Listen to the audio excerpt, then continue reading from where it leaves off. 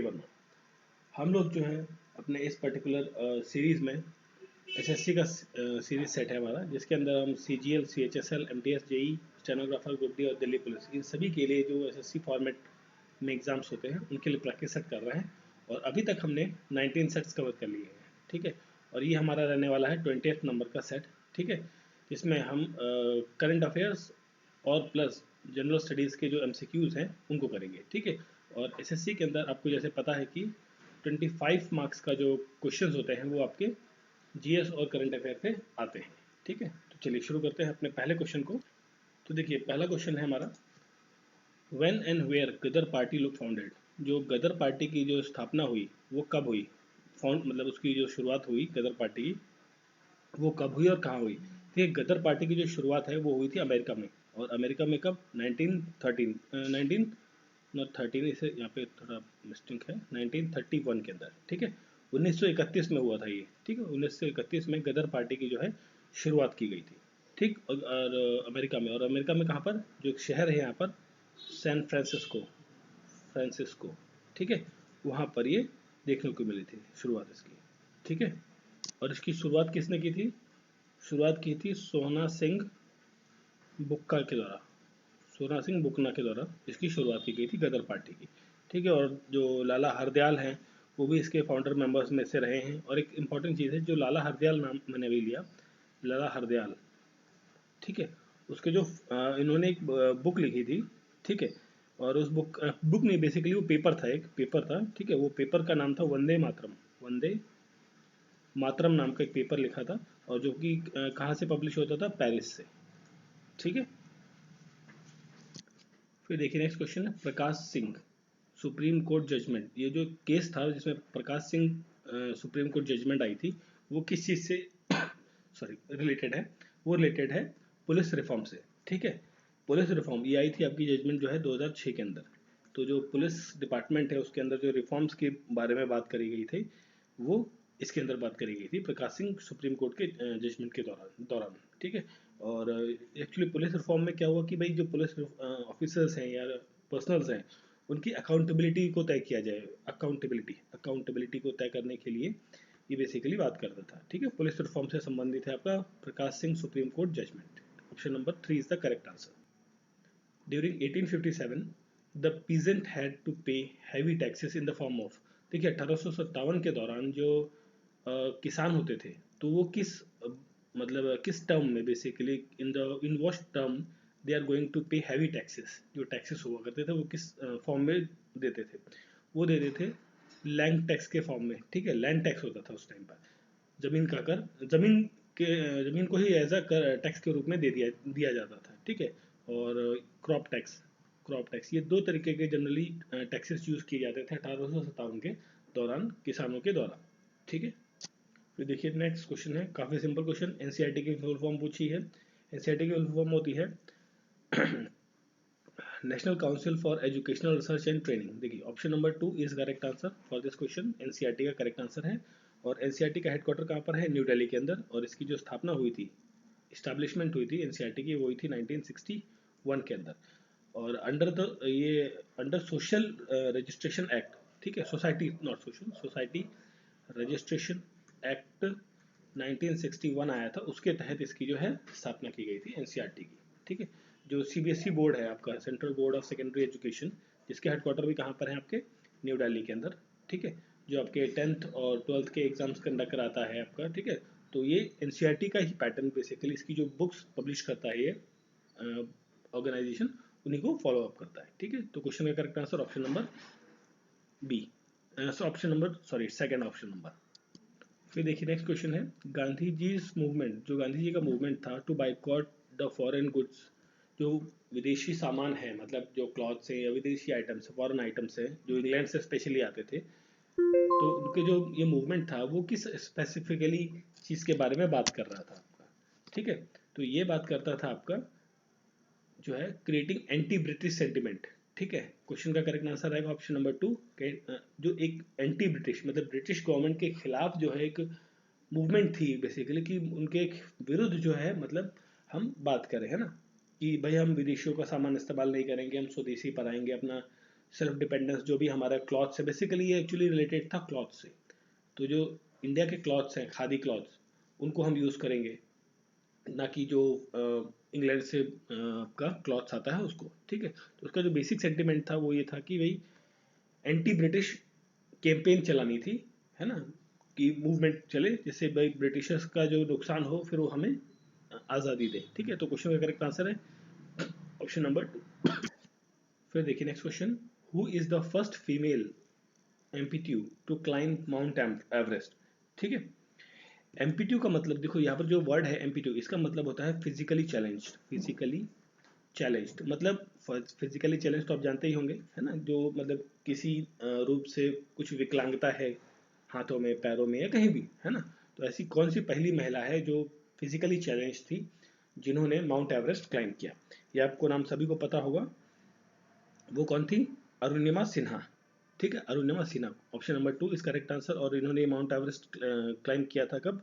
2013 के अंदर। और माउंट एवरेस्ट की ऊंचाई 8848.86 मीटर की है। ये हाईएस्ट पीक है आपका माउंट एवरेस्ट, ठीक है। और इसमें एक नाम है बछेंद्री पाल का। तो बछेंद्री पाल ने भी माउंट एवरेस्ट क्लाइंब किया था, ठीक है। और ये किया था इन्होंने 1984 के अंदर, ठीक है। इनसे पहले किया था, बट इसमें क्वेश्चन में पूछा गया कौन सा व्यक्ति जो है वो फिजिकली चैलेंज्ड पर्सन था जिसने ये क्लाइंब किया। तो क्वेश्चन का correct answer option number 2, Arunima Sinha. Next question है, Which of the following bill must be passed by each house of the parliament separately by special majority? Special majority के बारे में हम बात कर रहे हैं।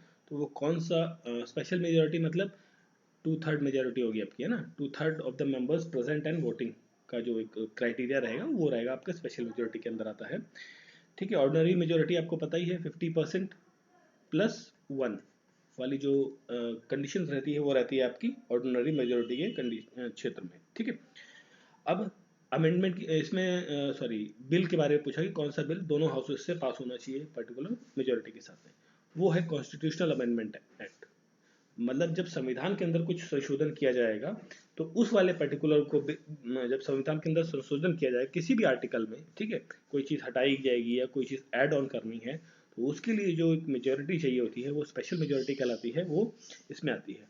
और जो अमेंडमेंट संविधान के अंदर जो अमेंडमेंट कर सकते हैं, इसके बारे में किस आर्टिकल में बात करी गई है? वो है 368 के आर्टिकल के अंदर बात करी गई है कि जो आपका संविधान है उसको आप संशोधित कर सकते हो, ठीक है। और इसके बारे में ये जो आर्टिकल है बेसिकली 368, ये आता है आपका कॉन्स्टिट्यूशन का अमेंडमेंट के बारे में बात करते हैं हम पार्ट 20 के अंदर, ठीक है। और यहाँ पर जब हम बात करें फाइनेंस बिल की, तो फाइनेंस बिल के लिए आर्टिकल है 117, ठीक है। और मनी बिल के लिए आर्टिकल है 110 नंबर का आर्टिकल जो है वो मनी बिल के लिए। और जो अमेंडमेंट का कॉन्सेप्ट है बेसिकली अमेंडमेंट ऑफ कॉन्स्टिट्यूशन का, इसका ये कॉन्सेप्ट हमने लिया है कहाँ से? साउथ अफ्रीका से हमने ये अमेंडमेंट का जो कॉन्स्टिट्यूशन है, अमेंडमेंट का जो प्रावधान है वो हमने लिया है साउथ अफ्रीका से, बोरो किया है अपने संविधान के अंदर, ठीक है। तो क्वेश्चन का करेक्ट आंसर ऑप्शन नंबर 4। फिर देखिए next question, who was the prime minister of India just before the doctor Manmohan Singh? Manmohan Singh, देखिए अभी प्रेजेंट पे कौन है पीएम भारत के? वो है नरेंद्र मोदी, ठीक है, नरेंद्र मोदी जी। तो इनसे पहले कौन थे? डॉक्टर मनमोहन सिंह थे। ये कब से कब तक थे? 2004 से 14 तक, 2014 तक ये 2 टर्म्स के लिए पीएम थे। उसके बाद फिर अभी ये कंटिन्यू, अब ये पूछा कि इससे पहले 2004 से पहले कौन थे प्राइम मिनिस्टर? वो थे अटल बिहारी वाजपेयी। अटल बिहारी वाजपेयी 1999 से आपके 2004 तक जो है भारत के प्राइम मिनिस्टर रह चुके। इससे पहले एक छोटे टर्म के लिए 1996 के 2004 नहीं सॉरी 8 से 2008 से थे, ठीक है। और इससे पहले 1996 में भी ये कुछ दिनों के लिए मतलब कुछ मंथ्स के लिए बेसिकली ये पीएम रहे थे, ठीक। और अटल बिहारी वाजपेयी का जो जन्म है वो कब हुआ था? 25 दिसंबर को।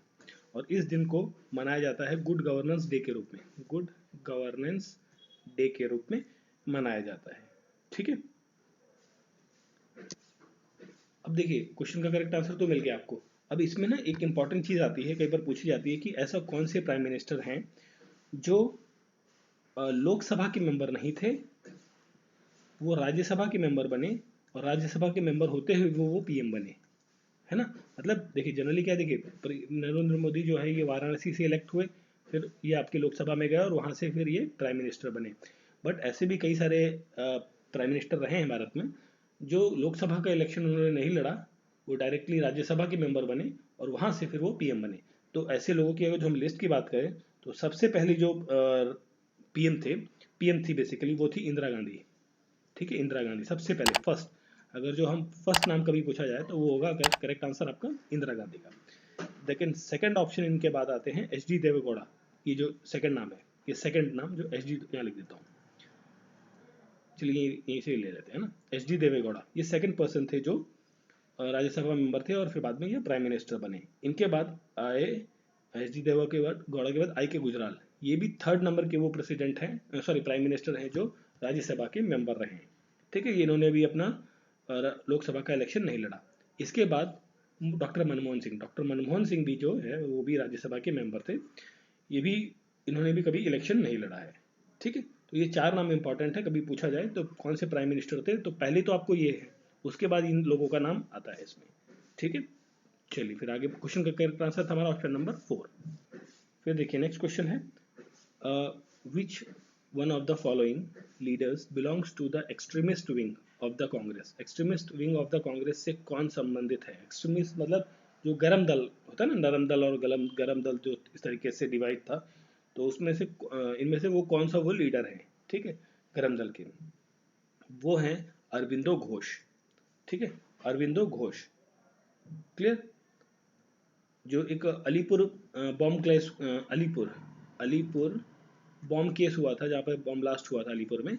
ठीक है, तो उसे इत्तेफाक रखते हैं उस केस से बेसिकली, और ये ब्लास्ट हुआ था 1908 के अंदर, 1908 के अंदर ये ब्लास्ट हुआ था, अलीपुर ब्लास्ट, जिससे संबंधित है आपके अरविंदो घोष।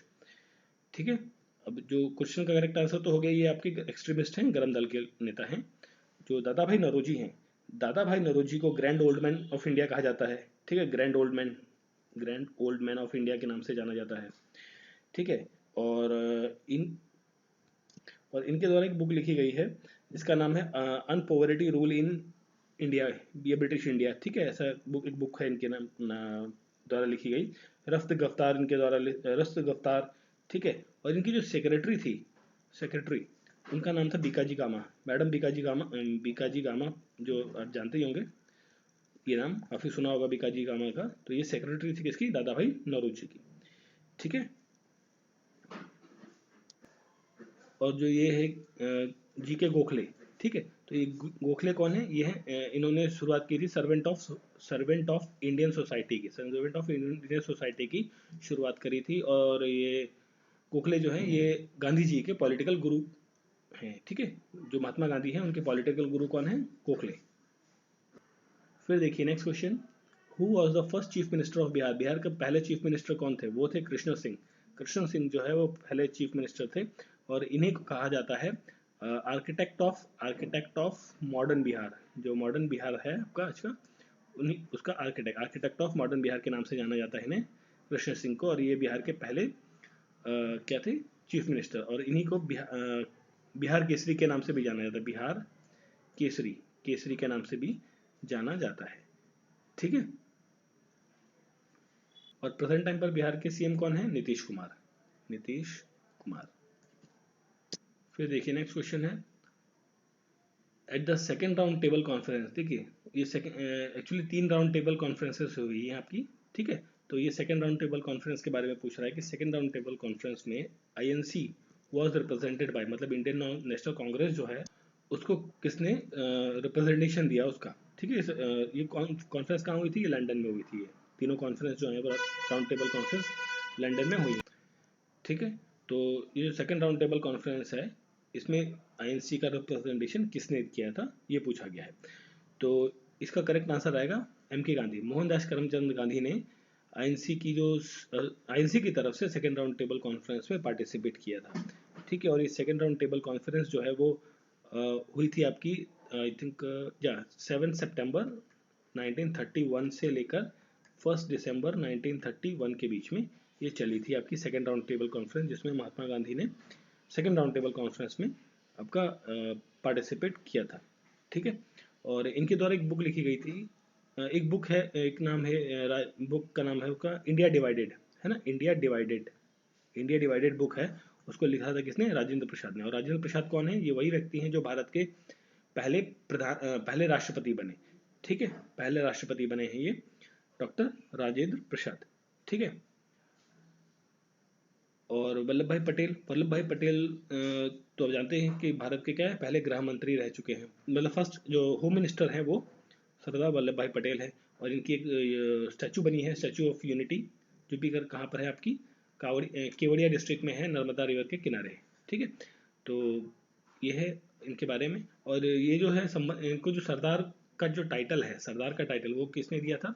एक सत्याग्रह हुआ था, बारदोली सत्याग्रह हुआ था 1928 के अंदर। ठीक है, वहाँ पर जो वुमेन्स थी, औरतें थी, उन्होंने वल्लभ भाई पटेल को सरदार का टाइटल दिया था। ठीक है, सरदार के टाइटल से उन्हें पुकारा था, मतलब बोला था। ठीक है, तो और जो राजेंद्र प्रसाद है, देखिए ये तो आपके पहले प्रेसिडेंट तो थे ही, उससे पहले फूड एंड एग्रीकल्चर मिनिस्टर, जो कैबिनेट वो आपकी अंतरिम गवर्नमेंट बनी थी।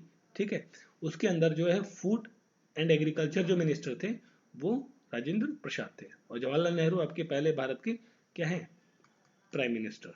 ठीक है, जो कि आईएनसी से संबंधित है। अब देखिए इसमें एक और इम्पोर्टेंट फैक्ट आ रहा है कि इसको कलर चेंज कर देता हूँ मैं थोड़ा सा।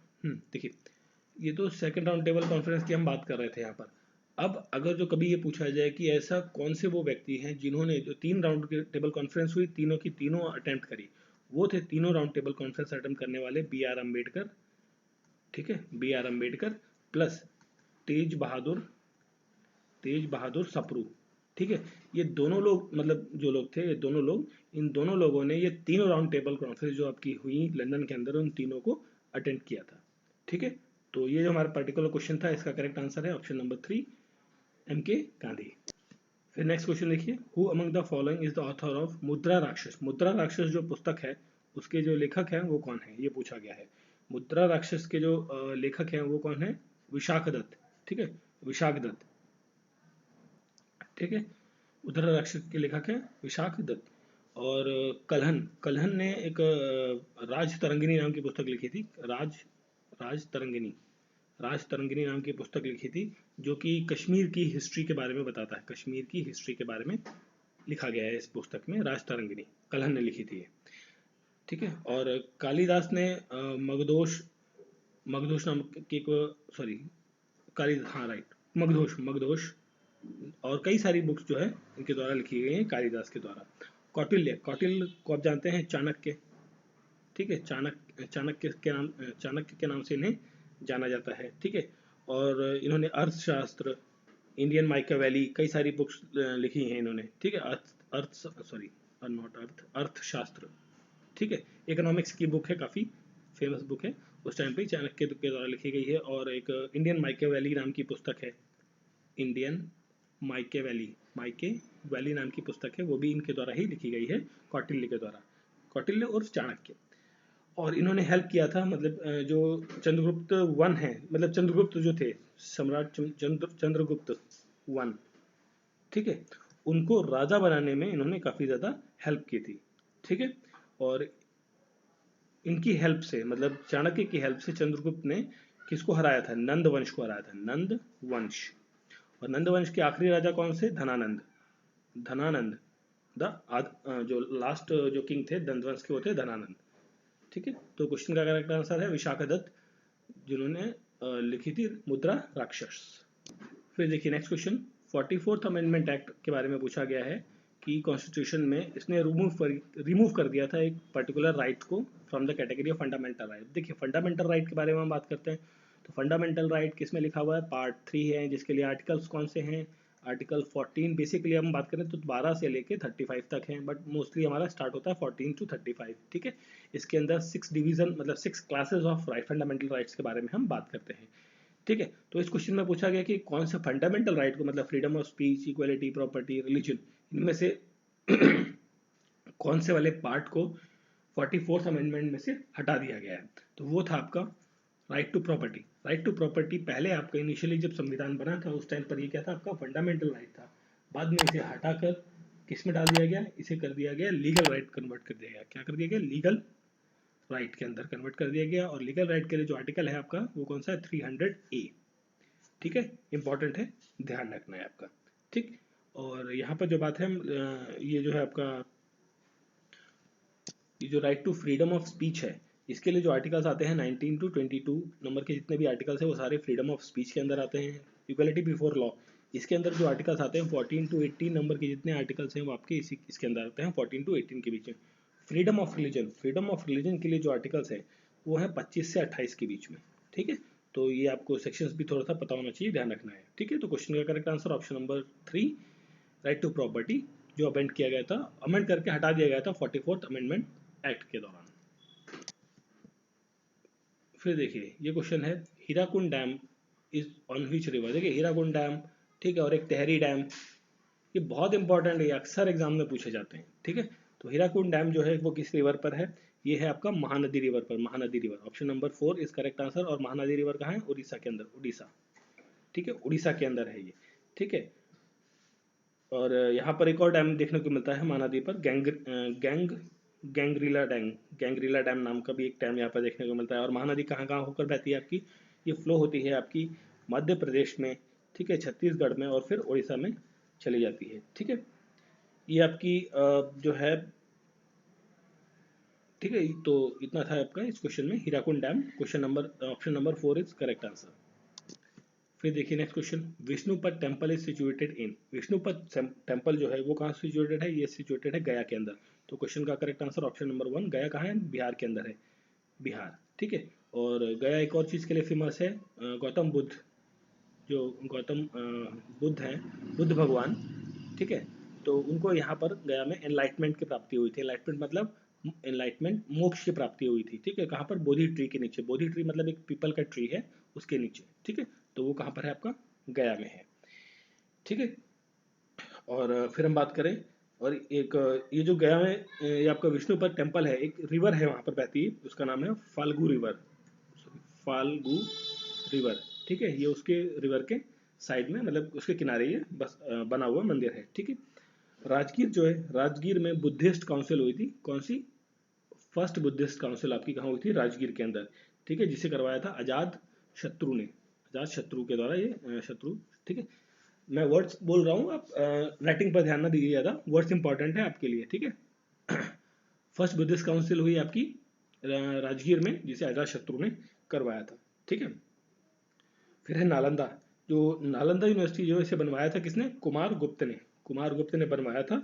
और इसको डिस्ट्रॉय किया था किसने, बख्तियार खिलजी, बख्तियार खिलजी, बख्तियार खिलजी ने डिस्ट्रॉय किया था। और वो बख्तियार खिलजी जो है कमांडर इन चीफ था किसका, कुतुबुद्दीन ऐबक, कुतुबुद्दीन ऐबक। ठीक है, ऐबक, कुतुबुद्दीन ऐबक का कमांडर था। ठीक है, फिर से सुनिए, नालंदा यूनिवर्सिटी को बनवाया था कुमार गुप्त ने। ठीक है, और इसको डिस्ट्रॉय करने वाला था बख्तियार खिलजी, जो कि कुतुबुद्दीन ऐबक का कमांडर चीफ था, मतलब आर्मी जो थी उसकी सेना, उसका जो सेनापति था वो था बख्तियार खिलजी। और कुतुबुद्दीन ऐबक, ये इसी ने जो कुतुब मीनार की आपकी दिल्ली में अंदर कुतुब मीनार है, कुतुब मीनार, उसकी कंस्ट्रक्शन का काम इसी ने शुरू किया था। और उस कुतुब मीनार की कंस्ट्रक्शन का काम कंप्लीट कराया था इल्तुतमिश ने। और इल्तुतमिश कौन है, इल्तुतमिश वही व्यक्ति है जिसने शुरुआत करी थी स्लेव डायनेस्टी की, गुलाम वंश की शुरुआत करी थी इल्तुतमिश ने। ठीक है, तो ये कई सारी चीजें हो गई। क्वेश्चन का करेक्ट आंसर गया। फिर देखिए प्लेस का नाम दिया हुआ है जीरादेई, जीरादेई ये गांव का नाम है। ये बेसिकली डॉक्टर राजेंद्र प्रसाद जो हमारे भारत के पहले प्रेसिडेंट रहे हैं, ठीक है, ये फर्स्ट प्रेसिडेंट रहे हैं, इंडिया के प्रेसिडेंट रहे हैं। ठीक है, फर्स्ट प्रेसिडेंट रहे हैं। और प्रेसिडेंट बनने से पहले जो इंटरिम गवर्नमेंट थी उसमें ये फूड एंड एग्रीकल्चर मिनिस्टर थे उस टाइम पर इंटरिम गवर्नमेंट के अंदर। ठीक है, और ये बेसिकली जो गांव है, ये इनका जो बर्थ प्लेस है डॉक्टर राजेंद्र प्रसाद का, ये कहाँ पर है, बिहार में, पटना में, सॉरी बिहार में इनका जन्म हुआ था। और बिहार के कहाँ पर, सिवान में। ठीक है, छपरा सिवान आपने नाम सुना होगा, छपरा सिवान सब आजू बाजू में इलाके हैं, तो ये सिवान डिस्ट्रिक्ट में इनका जन्म हुआ था। ठीक है, क्वेश्चन का करेक्ट आंसर ऑप्शन नंबर 4। फिर देखिए नेक्स्ट क्वेश्चन है, in case of disagreement on bill, मतलब कोई भी अगर जो कानून बना है, ठीक है, बिल आया है, मतलब उसमें अगर जो डिसएग्रीमेंट होता है in the two houses of the parliament, ठीक है, तो पार्लियामेंट के अंदर अगर जो डिसएग्रीमेंट बन रहा है, मतलब आपका लोअर हाउस है, लोअर हाउस किसी बिल को पास कर दे रहा है, और जो आपका लोअर हाउस या फिर से आप लोकसभा कह रहे हैं, लोकसभा, लोकसभा, लोकसभा किसी बिल को आप पास कर दे रहा है, और राज्यसभा कहता है कि भैया थोड़ा सा नहीं, ऐसा नहीं है, पास नहीं होने दे रहा है वो बार बार, तो उस कंडीशन में क्या होता है, कंडीशन बनती है डेडलॉक की, डेडलॉक की कंडीशन बनती है। तो उस डेडलॉक की कंडीशन को रिमूव किया जाता है किसके द्वारा, प्रेसिडेंट ऑफ इंडिया के द्वारा, राष्ट्रपति के द्वारा। अब राष्ट्रपति कैसे डेडलॉक की कंडीशन को एंड करेगा, वो क्या करते हैं, ज्वाइंट सिटिंग बुलाते हैं, ज्वाइंट सिटिंग बुलाते हैं दोनों हाउसेस के, लोअर हाउस और जो ये आपका लोकसभा या राज्यसभा, जो दोनों चीज़ें हैं उन दोनों को एक ही जगह एक ही हॉल में इकट्ठा किया जाता है। फिर कहते हैं कि भैया आप डिस्कशन करो, ज्वाइंट सिटिंग करो, ठीक है, ज्वाइंट सिटिंग करके मीटिंग करो, ठीक है। देखिए क्वेश्चन का करेक्ट आंसर क्या हो गया, joint sitting of the two house for the convenience, ठीक है। तो क्वेश्चन का करेक्ट आंसर तो आपका हो गया ज्वाइंट सिटिंग, ज्वाइंट सिटिंग बुलाता है राष्ट्रपति। अब देखिए राष्ट्रपति बुलाते हैं, बट यहाँ पर जो अध्यक्षता करेंगे ना ज्वाइंट सिटिंग की, जो देखिए ये तो सभा होगी, सभा का एक अध्यक्ष भी होगा, तो जो चेयरपर्सन होगा यहाँ पर ज्वाइंट सिटिंग में वो कौन होगा, लोकसभा स्पीकर होंगे। जो लोकसभा की जो स्पीकर होंगे वो यहाँ पर कौन होंगे, अध्यक्ष होंगे ज्वाइंट सिटिंग के, ठीक है। यहाँ पर राज्यसभा के जो डिप्टी चेयरपर्सन है या जो वाइस प्रेसिडेंट रहते हैं वो नहीं रहेंगे यहाँ पे, यहाँ पर लोकसभा के जो स्पीकर हैं वो चेयरमैन एज अ परफॉर्म करेंगे, ठीक है, ज्वाइंट सिटिंग के अंदर। और ज्वाइंट सिटिंग बुलाने के लिए जो एक आर्टिकल है इंपॉर्टेंट है, वो है 108 नंबर का जो आर्टिकल है वो इससे संबंधित है, ध्यान रखना है, ठीक है। तो क्वेश्चन का करेक्ट आंसर ऑप्शन नंबर 4। फिर देखिए नेक्स्ट क्वेश्चन है, नेक्स्ट क्वेश्चन में पूछा गया है कि ऑडी इंडियन लग्जरी कारमर कार मेकर, ठीक है, एक ऑडी कंपनी जो है आपको पता ही, ऑडी ऑडी जो कार मैन्युफैक्चरिंग कंपनी है, वो लग्जरी कार्स बनाती है बेसिकली। उसने अपना ब्रांड एम्बेसडर इंडिया में स्पेशली किसको बनाया है अभी, ठीक है, वो बनाया है किसको, कियारा आडवाणी को, ठीक है। ये कौन है, बॉलीवुड एक्टर है, एक बॉलीवुड एक्ट्रेस है, बॉलीवुड एक्ट्रेस, ठीक है। तो ऑडी ने इनको अभी अपना ब्रांड एम्बेसडर बनाया है। फिर देखिए नेक्स्ट क्वेश्चन है, who is the author of the book furrows in the field the unexplored life of H D Deve Gowda.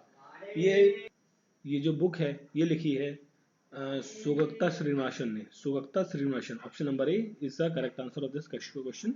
ये जो बुक है furrow in the field the unexplored life of H D Deve Gowda, ठीक है। और एच डी देवेगौड़ा कौन है, ये आपके पीएम रह चुके हैं भारत के, ठीक है। और ये हमने अभी बात करी थी इसी वीडियो में कि ये राज्यसभा मेंबर थे और फिर वहां से आपके पीएम बने, इन्होंने लोकसभा का चुनाव नहीं लड़ा था।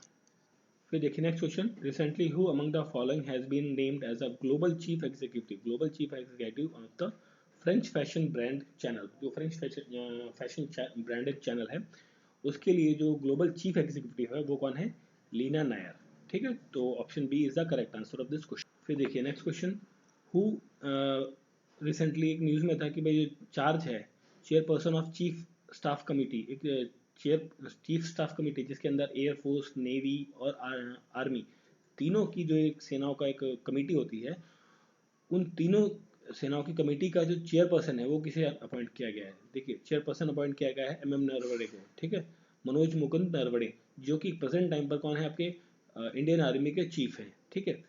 और अब यही मोस्ट प्रोबेबली क्या बनेंगे, ये आप बेसिकली बन गए हैं, बेसिकली क्या बन गए हैं ये, chief of defence staff, chief of CDS है ना, CDS, chief of defence staff, ये बने हैं एमएम नरवणे, ठीक है। और इन सब जो भारत के सबसे पहले सीडीएस रहे, ठीक है, वो कौन रहे, जनरल विपिन रावत, विपिन रावत, ठीक है, जनरल विपिन रावत, जिनकी एक विमान हादसे में मृत्यु हो गई है भी कुछ टाइम पहले, ठीक है। तो ये नाम भी इंपॉर्टेंट है और प्रेजेंट टाइम पर एमएम नरवणे। फिर देखिए next question, the home minister sorry the home ministry of home affairs, जो गृह मंत्रालय है, अप्रूव किया है एक setting of national cyber forensic laboratory, जो एविडेंट्री के लिए मतलब जो एक साइबर फॉरेंसिक लेबोरेटरी बनाई गई है नेशनल राष्ट्रीय स्तर पर, वो कहाँ बनाई गई है, वो बनाई गई है हैदराबाद में। हैदराबाद का है आपका तेलंगाना में, तेलंगाना, ठीक है, तेलंगाना में, ठीक है। तो वहाँ पर जो है नेशनल साइबर फॉरेंसिक लेबोरेटरी का अप्रूवल किया गया कि भाई यहाँ पर एक बनाई जाएगी जो साइबर क्राइम से रिलेटेड कई सारे इन्वेस्टिगेशंस में हेल्प करेगी। फिर देखिए नेक्स्ट क्वेश्चन है हमारा, for the first time in history which of the following space craft has touched the corona of the earth. Corona of the earth का मतलब, सॉरी, कोरोना ऑफ द सन है ना, अर्थ नहीं सन है। तो कोरोना का मतलब जो सन है, सन की जो आउटर सरफेस है, मतलब जो आउटर लेयर है सन की, उसको टच किया है। वो टच किया है किसने, पार्कर सोलर प्रोब ने, ठीक है। ये मिशन किसका है, ये मिशन है इसरो, नॉट इसरो का, नासा का, ठीक है। नासा का एक प्रोग्राम है बेसिकली जिसने पार्कर सोलर प्रोब जिसने ये टच किया है। और इंडिया का भी अगर जो हम बात करें तो इंडिया का भी कोई ऐसा मिशन है जो सन को जाने वाला है, सन की तरफ, वो है इंडिया का mission Aditya L1, Aditya L1 नाम का जो मिशन है वो किसके लिए है? आपका सोलर मिशन है भारत की तरफ से, ठीक है, जो लॉन्च किया जाएगा किसके द्वारा? इसरो के द्वारा, इसरो के द्वारा, ठीक है। फिर देखिए नेक्स्ट क्वेश्चन है, which of the following companies has announced to expand its partnership with the CBSE, CBSE के साथ टू ट्रेन 10 मिलियन स्टूडेंट्स, भाई 10 मिलियन स्टूडेंट्स को ट्रेन करने के लिए, ठीक है। अब कैसे ट्रेन करेंगे भैया? कौन सी कंपनी ने? देखिए क्या ये सारी, ये आपकी जो है डिजिटल कंपनी से बेसिकली, अगर जो हम बात करें ना, सॉफ्टवेयर कंपनी से सारी, सॉफ्टवेयर या मतलब बेसिकली डिजिटल प्लेटफॉर्म है इनका। तो इन्होंने सीबीएसई के साथ पार्टनरशिप साइन की है, जिसमें वो 10 ट्रेन ट्रेन करेंगे। ट्रेन मतलब ये ट्रेन गाड़ी वाला नहीं है, ट्रेनिंग वाला ट्रेन है आपका, ठीक है, सिखाएंगे, है ना। तो ट्रेन करेंगे 10 मिलियन स्टूडेंट्स को डिजिटली, ठीक है। तो ये किया है मेटा ने। और मेटा कौन सा है? मेटा है आपकी फेसबुक, फेसबुक कंपनी जो है आपकी, ठीक है, फेसबुक, मेटा। तो क्वेश्चन का correct answer option number D. तो ये थे कुछ क्वेश्चंस आपके प्रैक्टिस सेट नंबर 20 के, जो आपके इंपॉर्टेंट हैं एसएससी के एग्जाम्स के लिए, ठीक है। जो आपको पता ही है, आपकी डेट्स आ गई हैं, 11 अप्रैल से आपके एग्जाम्स चालू हैं एसएससी के। तो प्लीज़ पढ़ते रहिए और बूस्टअप। देखिए ये एक्चुअली जीएस वाला जो पार्ट होता है ना, ये अनप्रिडिक्टेबल होता है, कब क्या पूछ लेगा कोई भरोसा नहीं। तो जितने क्वेश्चंस आप कर सकते हो, try to do that all, है ना। तो कभी एक्चुअली इसमें क्या होता है कि कभी जीएस से ज़्यादा पूछ लेता है, कभी जीएस से 25 में से 5 ही क्वेश्चन पूछेगा, बाकी सारा 20 क्वेश्चन वो करंट अफेयर से पूछ लेगा, कोई भरोसा नहीं है ना। तो अनप्रिडिक्टेबल कंडीशंस रहती हैं कई बार। तो do as much as questions you can and try to remember all the questions. ध्यान से सुनिए, ध्यान से पढ़िए। तो आई होप सो आपको वीडियो अच्छा लगा होगा। तो प्लीज़ आप लोगों को बस वही एक छोटा सा काम, लाइक, सब्सक्राइब और फॉरवर्ड करना है अपने दोस्तों के बीच में, ठीक है। मिलते हैं नेक्स्ट वीडियो में। Thank you for watching.